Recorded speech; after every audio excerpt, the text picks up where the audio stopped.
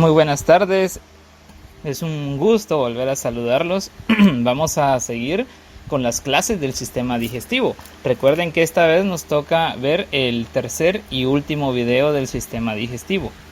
Antes de pasar a ver el contenido que nos toca ahorita, yo quiero que recordemos un poquito todo lo que hemos venido viendo.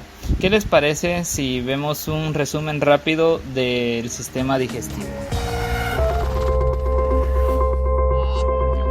El sistema digestivo está formado por la boca, la faringe, el esófago, el estómago, el intestino delgado y el intestino grueso. Y, además, por glándulas anexas como el hígado, la vesícula biliar, el páncreas y las glándulas salivales. Cada uno de estos órganos cumple una función muy específica. La digestión no comienza en nuestro estómago, sino en la boca, la puerta de entrada de la comida. Los dientes son piezas de tejido duro calcificado que se encargan de procesar y triturar el alimento.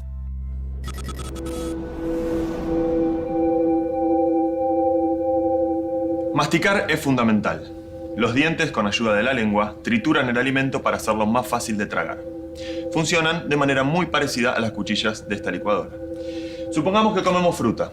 Entera sería muy difícil digerirla, pero para los dientes es muy fácil hacerla a pedazos. Los huesos y músculos de la mandíbula son muy fuertes. Por lo tanto, si mordemos con toda nuestra fuerza, un adulto puede hacer una presión de hasta 70 kilos.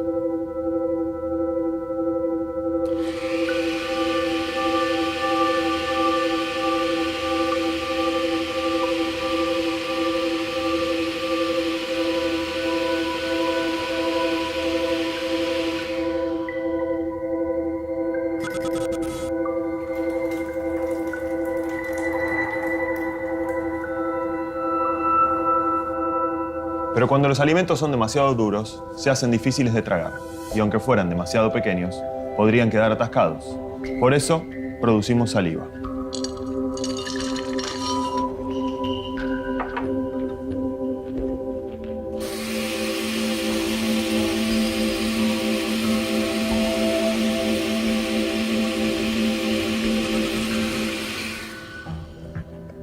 La saliva es generada por un conjunto de células llamadas glándulas salivales que están en ambos lados de la cavidad bucal.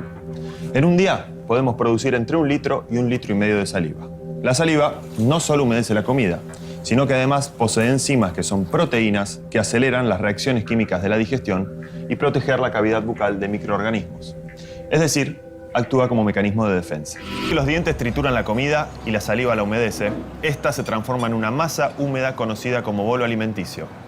Este bolo pasa al siguiente engranaje del sistema. La faringe es un conducto de unos 12 centímetros de largo que se encuentra por debajo de la cavidad nasal. Los alimentos se mueven por la faringe, continúan su camino por el esófago. El esófago tiene unos 25 centímetros de largo. Empieza al nivel del cuello, atraviesa todo el tórax y llega al abdomen a través del diafragma. El desafío de esta parte del sistema es que la comida no obstruya algún punto del trayecto. Para eso, los órganos del aparato digestivo realizan movimientos llamados movimientos peristálticos, que son contracciones y relajaciones de las paredes musculares. Con estos movimientos, las paredes del esófago llevan el alimento en dirección al estómago. Los movimientos peristálticos son involuntarios, es decir, se producen sin que nos demos cuenta. Mientras el alimento sigue su curso, una serie de procesos mecánicos y químicos convierten el bolo alimenticio en algo más espeso y ácido llamado quimo.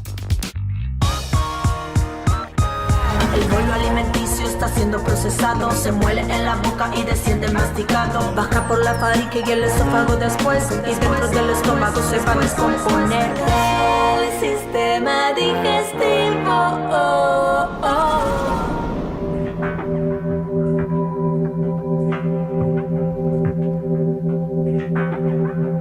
estómago es un saco muscular con forma de J, capaz de almacenar hasta 1,5 litros de comida.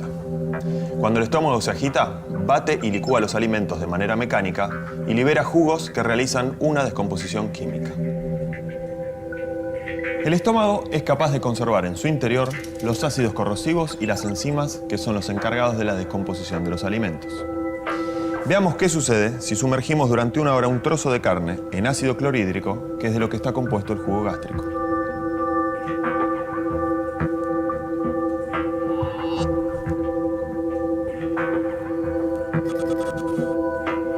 El alimento quedó prácticamente descompuesto para ser absorbido por el cuerpo. El alimento sigue su recorrido del estómago hacia el intestino delgado, donde el cuerpo absorbe la mayoría de los nutrientes que necesita para vivir. El intestino delgado tiene 7 metros de longitud. Es tan largo porque así puede absorber la mayor cantidad de nutrientes. Para poder entrar en la cavidad abdominal, tiene numerosos pliegues. Así como en la boca, las glándulas salivales producen saliva, en el intestino delgado los que producen líquidos son el hígado, el páncreas y la vesícula biliar. El hígado es un órgano de gran tamaño y color oscuro que produce múltiples funciones. Interviene en el metabolismo de los hidratos de carbono y los lípidos y produce proteínas y enzimas. También almacena sustancias como glucosa, vitaminas y hierro. La vesícula biliar es más pequeña y tiene forma de bolsa. Acumula la bilis que produce el hígado. El páncreas tiene 2 funciones, la exócrina y la endocrina. Las células exócrinas producen enzimas que se encargan de la digestión de las grasas, de los carbohidratos y las proteínas. En la función endocrina se liberan hormonas a la circulación, como la insulina y el glucagón, que juntas trabajan para mantener el nivel adecuado de glucosa en la sangre. Muy bien, ya que hemos recordado entonces sobre el sistema digestivo de todo lo que hemos estado viendo, vamos a continuar y recordemos de que ahora nos toca hablar sobre el intestino. Todo el intestino está dividido en intestino delgado e intestino grueso. Vamos a ir hablando cada uno de estos. El intestino delgado nos corresponde hablar ahorita. El intestino delgado se inicia en el píloro. Se recuerdan la válvula de salida que tiene el estómago, ¿verdad? Y termina en la válvula ileocecal, que es la última válvula después del intestino delgado, donde se une con la primera porción del intestino grueso. ¿Qué quiere decir eso? La válvula ileocecal es un conducto, o sea, como ya habíamos visto, las válvulas que se abren y permiten el paso, pero no permiten que regrese el contenido. O sea, la válvula ileocecal hace que el contenido que está en el intestino delgado pase al intestino grueso, pero evita que el contenido del intestino grueso se regrese hacia el intestino delgado. El intestino delgado, como podemos ver aquí en esta imagen, vamos a acercar la imagen, se divide en 3 partes. El intestino delgado es el intestino que vemos aquí todo arrugadito en medio. El que vemos aquí encima, donde ustedes pueden ver el mouse, este es el intestino grueso. El intestino delgado se divide en su primera porción en el nombre duodeno, la segunda porción es el yeyuno y la última y tercera porción es el íleon. Y ahorita vamos a ir viendo cada una de estas partes, ¿de acuerdo? Entonces vamos a seguir y vamos a ver ahora qué es el duodeno. El duodeno inicia en el píloro y mide 30 centímetros de longitud y se une luego al yeyuno, y que es la segunda porción del intestino delgado. El duodeno es la parte más pequeña del intestino delgado. El yeyuno y el íleon son más grandes que el duodeno. En este duodeno se encuentra la ampolla de Vater. ¿Se recuerdan dónde baja el conducto hepatopancreático? Que dice acá, que es donde desemboca el conducto hepatopancreático, el cual da la bilirrubina y bicarbonato provenientes del hígado y vesícula biliar, como también del páncreas. ¿Se recuerdan de eso, verdad, jóvenes? En el video anterior explicábamos que toda la bilirrubina que venía del hígado, de la vesícula, pasaba al conducto cístico, luego todo el jugo pancreático, como el bicarbonato que venía del páncreas, venía por el conducto pancreático, se unían, hacían la ampolla hepatopancreática o conducto hepatopancreático y desembocaban en un ohito, que era una ampolla que se llamaba Vater, y eso cae exactamente en esta porción que se llama duodeno. En esta sección del intestino delgado se mezcla el quimo con la bilirrubina y el jugo pancreático. Así pierde su acidez y comienza a emulsionar las grasas. O sea, aquí en esta porción del intestino delgado es donde la comida comienza a perder el ácido que trae del estómago. ¿Eso qué quiere decir? Si aquí no se hace esa mezcla, pasaría irritando todo ese ácido del intestino, pasaría dañando al intestino, y es donde se conforma esa enfermedad que se llama colon irritable o intestino irritable. Entonces, cuando hay pacientes que tienen la enfermedad de colon irritable, no es una enfermedad neta del intestino, es una enfermedad, puede ser de que la bilirrubina no está funcionando bien, también no puede ser de que el páncreas, el bicarbonato no está funcionando bien y por ende no están quitando bien la acidez de la comida y está irritando ese alimento al intestino. Tenemos que ir comprendiendo bien todo esto para que cuando tengamos la oportunidad de ver a un paciente enfermo podamos entender su enfermedad y poder encontrar la cura de este paciente más rápidamente. Entonces, para continuar, vamos a ver qué es lo que se absorbe en el duodeno, ¿de acuerdo? Dice que en el duodeno se absorbe hierro, calcio e hidratos de carbono y ácido fólico. El ácido fólico, recuerden que es muy indispensable para las mujeres embarazadas. Cuando ustedes estén en el otro año, en quinto año, vamos a ver el tema del embarazo.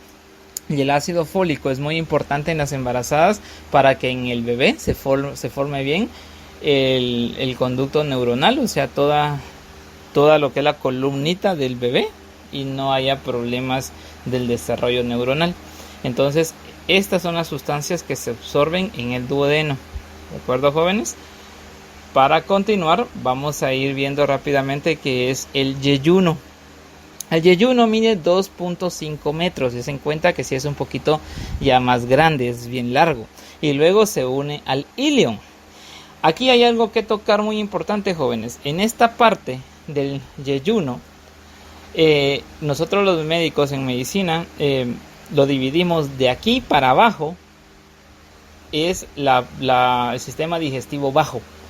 Todo lo que habíamos visto, desde la boca, el esófago, el estómago, el hígado, el páncreas, hasta el duodeno, es el sistema digestivo alto. ¿Por qué lo diagnosticamos así? Hay algunas enfermedades, por ejemplo, que cuando el paciente vomita y vomita y vomita, entonces es un problema del sistema digestivo vías altas. Entonces este paciente, la enfermedad está del duodeno para arriba. Cuando el paciente está que diarrea y diarrea y diarrea, el problema viene del yeyuno para abajo. Entonces esta es una característica que tenemos que saber identificar dónde se divide el intestino, en alto y bajo. Entonces aquí comenzamos con el yeyuno, ya estamos hablando problema del sistema digestivo bajo, ¿de acuerdo? Entonces vamos a continuar. En esta sección inicia la absorción de los compuestos nutritivos simples por las vellosidades intestinales que tapizan las paredes del intestino delgado. De allí pasan a la sangre y a los nutrientes, vitaminas, minerales, carbohidratos, grasas y proteínas. Llegan a cada una de las células del cuerpo. ¿Qué quiere decir acá? Aquí es donde comienza netamente la digestión. Aquí comienza la absorción. O sea, la absorción aquí comienza de todo. En el yeyuno se absorbe literalmente de todo. Desde lo que ustedes desayunan, de lo que ustedes almuerzan, de lo que ustedes cenan, de lo que refaccionan, el yeyuno lo aprovecha y empieza a absorber todos los nutrientes. El yeyuno dice que está tapizado por unas vellosidades, o sea, unos pelitos. Vamos a verlos. Estos son los pelitos. Imaginémonos que estos son los pelitos y estamos haciéndole un corte así como un filet bien en miniatura, viéndolo en microscopio. Cada uno de los pelitos, si se dan cuenta, tiene arterias y venas. Las venas podemos decir que es esto azul, las arterias es lo rojo, ¿de acuerdo? Y lo verde podemos decir que son los vasos linfáticos. Entonces, estos, aquí es donde va corriendo la sangre. Estas vellosidades absorben todo el quimo, ellos lo van tocando y lo van absorbiendo. y todos esos nutrientes van hacia la sangre. Es por esa razón que cuando nosotros comemos un almuerzo así bien grandecito, rápido nos da sueño, porque todo nuestro sistema sanguíneo, toda nuestra sangre, la mayoría se va hacia el intestino delgado, hacia el yeyuno, porque ahí está la absorción y toda la sangre está recogiendo esos nutrientes. Entonces el cerebro se queda un poco sin circulación, entonces ya no hay esa oxigenación y empezamos a tener sueño. Esta es una de las explicaciones científicas porque es que hay que ir a dormir una media hora después del almuerzo para hacer una buena digestión. O también es una buena explicación de por qué hay que esperar por lo menos 2 horas después de haber comido para ir a nadar. Porque toda nuestra oxigenación, toda nuestra sangre está en el intestino. Entonces nuestro pulmón necesita respirar más, estar respirando y respirando y respirando para poder oxigenar y poder reemplazar todo eso que ahorita se está perdiendo aquí en el intestino. Entonces si uno va a nadar, uno no va a aguantar lo mismo a respirar el aire, o sea, aguantar la respiración, ya que toda nuestra sangre está en estos momentos en las vellosidades del intestino delgado. ¿De acuerdo, jóvenes? Vamos a pasar rápidamente a qué se absorbe en el yeyuno. Proteínas, como habíamos visto en la presentación anterior, proteínas, hidratos de carbono, grasas, colesterol, vitaminas, ácido fólico, agua y nutrientes en general. Aquí podemos ver que dice que también se absorbe grasa y colesterol. La grasa y el colesterol realmente no deberían de pasar en grandes cantidades hacia el intestino, ya que las está emulsionando, o sea, las está destruyendo la bilirrubina y el páncreas. ¿Se recuerdan en el video anterior? Si pasa demasiada cantidad de grasa y colesterol, también irrita el intestino, dando un colon irritable. No puede comer alguien tanta grasa porque rápido se daña el intestino. Entonces, cuando hay demasiada grasa y colesterol, las absorben también las vellosidades intestinales. Y toda esa grasa y colesterol llega a la sangre, se convierte en triglicéridos elevados, comienzan con problemas del corazón, ya que hay grasa en la sangre. Estamos en riesgo de un infarto agudo del miocardio. Entonces tenemos que saber qué se absorbe. Si un paciente está malito de triglicéridos y colesterol, tenemos que saber de que está consumiendo grasa y la grasa no la está emulsionando bien. Entonces el problema puede estar en el páncreas o en el hígado. Entonces, como vuelvo y repito, si sabemos la función normal del cuerpo humano, vamos a saber identificar las enfermedades y de dónde proviene cada una de ellas. El ileón, vamos a hablar ahora. El ileón es la última porción del intestino delgado. Mide 3.5 metros, es más largo todavía, y desemboca en el intestino grueso a través de la válvula ileocecal. Vuelvo a repetir, la válvula ileocecal. Cumple con funciones de secreción, absorción y motilidad. ¿Qué quiere decir eso? Aparte de absorber, comienza a secretar. Hay algunas sustancias que el cuerpo no necesita que tiene que secretar, como también el agua. Empieza a inyectar agua en ese quimo que ya prácticamente ya tiene casi todo absorbido. Empieza a inyectar agua para que resbale, porque si no inyecta agua el ileón, nos estreñimos, porque no pasa el quimo en el intestino, y ahí donde uno dice, ay, me siento como que inflado. A veces llegan pacientes a la clínica y mire, doctor, que apenas como algo y se me inflama el estómago. ¿Y usted toma agua? Fíjese que no me gusta tomar agua, o a veces me tomo un vasito de vez en cuando. Entonces obviamente está deshidratado, va a tener un estreñimiento. Entonces tenemos que saber de que en el ileón es donde comienza a inyectarse el agua, aparte de que aún sigue absorbiendo. ¿Qué se absorbe en el ileón? Aquí ya podemos ver que ya se empiezan a absorber las sales biliares, la vitamina C y la vitamina B. Ya podemos ver que aquí también se están empezando a absorber vitaminas que trae el quimo. ¿De acuerdo? Vamos a pasar rápidamente al intestino grueso. El intestino grueso mide 1,5 metros y se divide en 2 partes. La parte 1 se va a conocer o se le conoce como colon, y la parte 2 es el recto. En el recto también podemos ver que ahí está el ano. En el colon se divide en ciego, en apéndice, colon ascendente, colon transverso, colon descendente y colon sigmoides. Entonces, se divide el intestino grueso en dos partes, colon y recto, y el colon se divide en ciego, apéndice, colon ascendente, colon transverso, colon descendente y colon sigmoides. Vamos a ver un poco sobre las funciones del intestino grueso.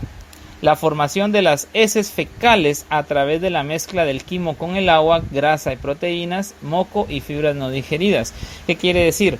Cuando el quimo pasa del ileum hacia el intestino grueso, se empieza a mezclar con agua, un poco de grasa, proteínas, moco y unas fibras digeridas, y a eso ya se le va a conocer como heces fecales. Aquí ya no se llama quimo, aquí ya se llama heces fecales. Recuerden, cuando el alimento entra en la boca, ¿cómo se llamaba? Bolo alimenticio. Cuando el bolo alimenticio entraba al estómago, se llamaba quimo, y desde el estómago hasta el ileum, ¿de acuerdo? Se llama quimo, y luego pasa al intestino grueso, y ya se le conoce como heces fecales. Entonces vamos a hablar un poco sobre las partes del intestino grueso. En esta parte en blanco, aquí podemos quitar el intestino delgado para solo ver el intestino grueso. Aquí donde está el mouse viene el intestino delgado, y aquí entra, y esta es la válvula ileocecal. ¿Se dan cuenta? Entra el quimo y se cierra la válvula, ya no permite que este quimo, cuando ya se convierte en heces fecales, ya permite que ya no se regrese al intestino delgado. Entonces entra y aquí automáticamente se llama ciego esta parte, ¿de acuerdo? Y aquí tenemos el apéndice vermiforme, que es el apéndice que cuando se obstruye puede dar una apendicitis. Las causas más comunes de una apendicitis, en primer lugar, es la obstrucción de la luz. O sea, aquí hay un oído, podemos ver que aquí está el oído donde el apéndice entra, ¿de acuerdo? Es como un globito de aquellos larguitos que inflan en los payasitos en las fiestas para hacer los perritos de mascotas, ¿va? Esos de globito. Entonces, si cuando se tapa aquí, ya sea por un maíz que nos comimos de un elote, ya sea por la pepita de un limón que nos tragamos, ya sea por cualquier semillita y se nos tapa, se comienza a inflamar, ¿de acuerdo? También se debe que a veces tenemos parásitos y los parásitos se meten aquí y aquí comienzan a vivir y a crecer y comienzan a crecer y también da un apéndice. Estas son las dos causas más comunes de una apendicitis. Podemos ver acá, si nos vamos para arriba, todo esto es el colon ascendente, porque si se dan cuenta va para arriba, o sea, las heces fecales van hacia arriba a través de la peristalsis, van hacia arriba. Aquí hay una curvatura, ¿de acuerdo? Esta curvatura toca al hígado, por eso se llama la flexión o curvatura hepática, ¿de acuerdo? Luego el colon, si se dan cuenta, atraviesa todo el cuerpo, o sea, todo el abdomen, y esto se le conoce el colon transverso, ¿de acuerdo? Porque está de forma transversal. Luego acá hay una flexión, o sea, una curvatura, y esa está tocando el vaso, por eso se le conoce como flexión o curvatura esplénica. Y ahí el colon ya viene hacia abajo, entonces es colon descendente. Recuerden, colon ascendente, colon descendente y colon transverso. Aquí abajo ya hay una flexura y ya se va posicionando el colon, y eso se le conoce como colon sigmoides, ¿de acuerdo, jóvenes? Entonces, así es como se divide el colon.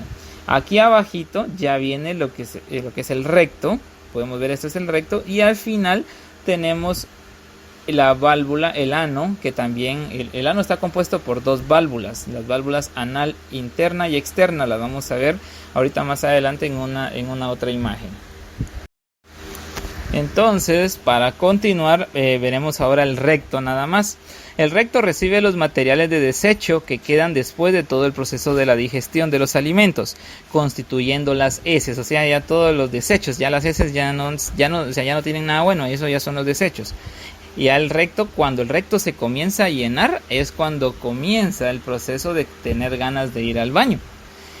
Dice que el recto es la parte final del intestino grueso y tiene una longitud de 15 centímetros, o sea, es pequeño, y de aquí las heces fecales salen del cuerpo por el ano, que está constituido por dos esfínteres, esfínter anal interno y externo.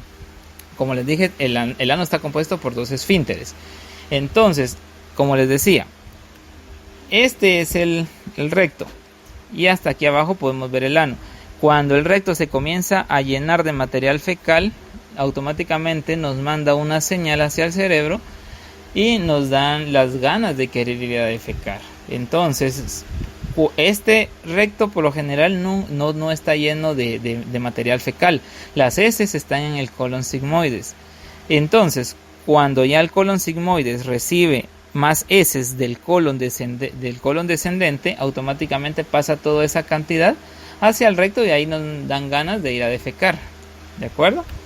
Vamos a ver aquí realmente, este es el recto. Y podemos ver aquí que está el esfínter anal interno y el esfínter anal externo. Son dos esfínteres, como que fueran dos válvulas, para tener más protección de que no prácticamente se nos salgan las heces. Hay personas como los ancianitos y los bebés, o sea, las personas de los dos extremos de la vida, que ya no controlan esfínteres. Por eso es de que uno dice, ay, cómo huelen mal, pero es porque no es que ellos quieran, es que estos esfínteres, estos músculos son como unos elásticos, ya no tienen la fortaleza de estar cerrados todo el tiempo como el de una persona joven. Entonces, ¿qué pasa? De esas personas, el material fecal por gravedad se sale de ellos y manchan su ropa interior. Entonces, comprendamos también, jóvenes, a los ancianitos, a las personas de tercera edad, que no es que ellos quieran oler mal, sino que son sus esfínteres que a veces no tienen la fuerza que tenemos nosotros los jóvenes. Inclusive también los bebitos, ellos no tienen todavía la capacidad de control de los esfínteres. Así que tengámosles un poquito de comprensión extremos de la vida. Inclusive hay personas que también tienen alguna enfermedad y tenemos que comprender cuando sintamos algunos olores, ¿verdad? Entonces, la flora bacteriana normal. Quiero hablarles de esta flora bacteriana. Dice que muchas bacterias viven en el intestino, en mayor cantidad en el intestino grueso. Estas bacterias no dañan al organismo. Escuchen bien, no dañan, al contrario, son buenas. No dañan al organismo ni la salud de las personas y son beneficiosas, o sea que son unas bacterias buenas que hay en el organismo. Se calculan unas 2000 especies de bacterias diferentes. Crean vitamina B12, tiamina, riboflavina y vitamina K. Estas bacterias están en nuestro intestino y estas ayudan a que cuando vienen las heces, ellos vienen y comen de las heces, ellos se alimentan de ahí. Entonces el cuerpo humano hace como que un trueque, un trato. Ok, las dejo que vivan dentro de mi organismo, que ustedes no me dañen. Entonces ellas se alimentan de las heces y a cambio nos dan vitamina, en especial la vitamina K. Pero también nos dan vitamina B12, tiamina, riboflavina. La vitamina B12, recuerden que es el complejo B. Entonces muchos dicen, me voy a inyectar complejo B, pero ¿por qué si lo estás creando a las bacterias que tienes en el estómago? Estas bacterias también son muy celosas. Cuando nosotros venimos y comemos unos taquitos de la calle o levantamos algo que se nos cayó del suelo y nos lo comemos y estamos consumiendo bacterias sucias, no nos lavamos bien las manos y comemos bacterias sucias, cuando bacterias llegan de afuera hacia el colon, estas bacterias las matan. Estas son muy celosas y no permiten que otras bacterias lleguen y y les quiten su lugar. El problemita es cuando entra una gran cantidad de bacterias que supera a las 2000 especies que están allá adentro, y estas bacterias que son externas comienzan a ganar la batalla. Ahí es donde nosotros nos enfermamos, nos dan diarrea, nos da náusea, nos da de todo, nos da fiebre, dolor de estómago y nos da una infección intestinal y necesitamos antibióticos. Y si hacemos un examen de heces, nos vamos a dar cuenta de que nuestra flora bacteriana está aumentada, o sea, hay más bacterias que las normales. Entonces hay que tomar tratamiento para restablecer esta flora bacteriana, matar las bacterias malas y dejar las bacterias buenas. Entonces todo el mundo tiene su flora bacteriana normal en el intestino, y es por esta razón también que no debemos de estar tomando antibióticos indiscriminadamente. Gracias a Dios, hoy aquí en Guatemala ya se puso eso de receta médica, de que ustedes no pueden comprar antibióticos si no llevan su receta. ¿Por qué razón? Cuando ustedes toman antibiótico, amoxicilina por cualquier cosa, ceftriaxona por una gripe, que no sé qué por tal cosa, o sea, un montón de antibióticos matan su flora bacteriana normal. Recuerde que las bacterias se mueren con antibióticos y hay bacterias buenas. Si ustedes toman antibióticos, ¿qué están haciendo? Matando a sus bacterias buenas. Entonces, al no tener bacterias buenas en el organismo, ya no van a tener su vitamina B12, no van a tener su tiamina, su riboflavina, ni su vitamina K. Aparte de eso, que como no están comiéndose el intestino, empiezan ustedes con diarrea y vuelve un problema serio. Entonces tengan cuidado y cuiden su flora bacteriana normal, jóvenes. Ya digerido y descompuesto, el alimento recorre 7 metros de intestino delgado. En este trayecto, el cuerpo absorbe la mayoría de los nutrientes del alimento.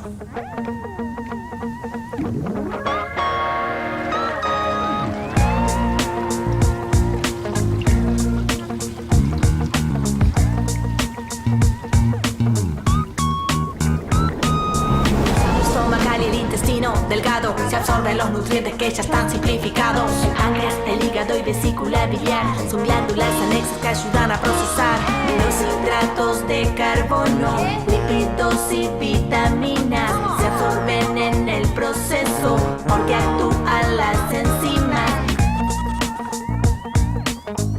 Todas las sustancias que no fueron absorbidas en el intestino delgado llegan a la próxima estación, el intestino grueso, que se conecta con el intestino delgado a través de la válvula iliocecal.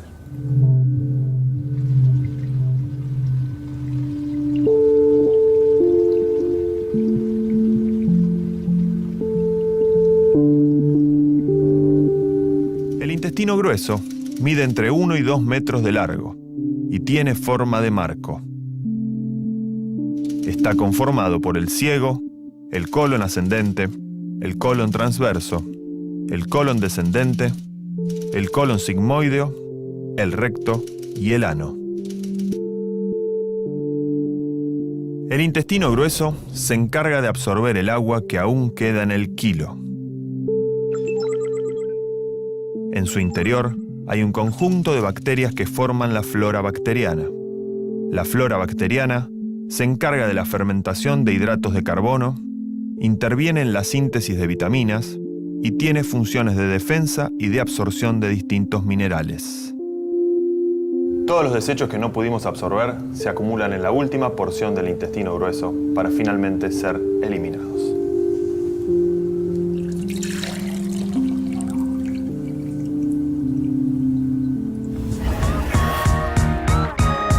En el intestino grueso llega la etapa final. Las bacterias que produce nos podrán beneficiar. Lo que queda es desechable, se tiene que eliminar. Como entra todo sale, lo tenemos que expulsar. El sistema digestivo. El alimento nos da nutrientes que nos permiten sobrevivir, pero primero es necesario que lo podamos digerir.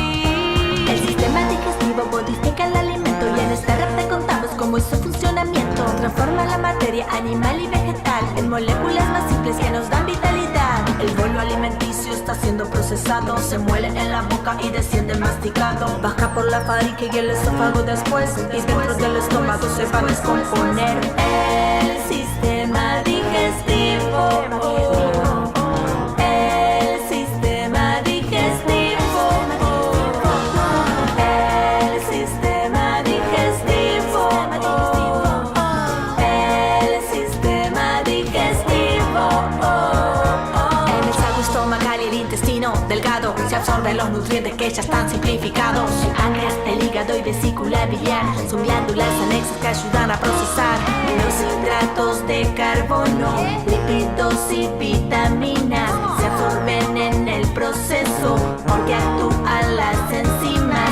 En el intestino grueso llega la etapa final.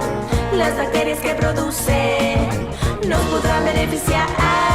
Lo que queda es desechable, se tiene que eliminar. Como entra todo sale, lo tenemos que expulsar. El sistema digestivo.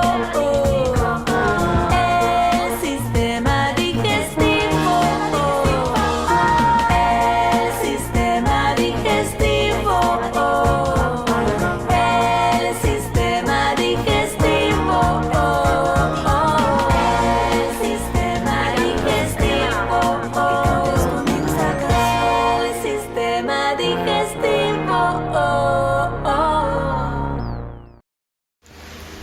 Entonces, jóvenes, así es como damos fin al sistema digestivo. Espero les haya gustado, espero hayan aprendido, espero que ahora ya entiendan bien cómo es el sistema digestivo, cómo es que nosotros obtenemos nuestros nutrientes, cómo es que el humano se alimenta, cómo es que una simple tortilla, un simple frijolito, huevos con plátanos es aprovechado bastante por el organismo, y que algo tan rico como una pizza, una hamburguesa, un Doritos no nos trae nada beneficioso. Si nosotros aprendemos la forma de actuar bien de un órgano, cuando este no esté actuando bien va a ser mucho más fácil encontrar dónde está el problema. Entonces los veo en el siguiente video. Vamos a hablar ahora de la clínica abdominal, pero será en la siguiente ocasión. Un gusto y estudien para el examen. Hasta luego.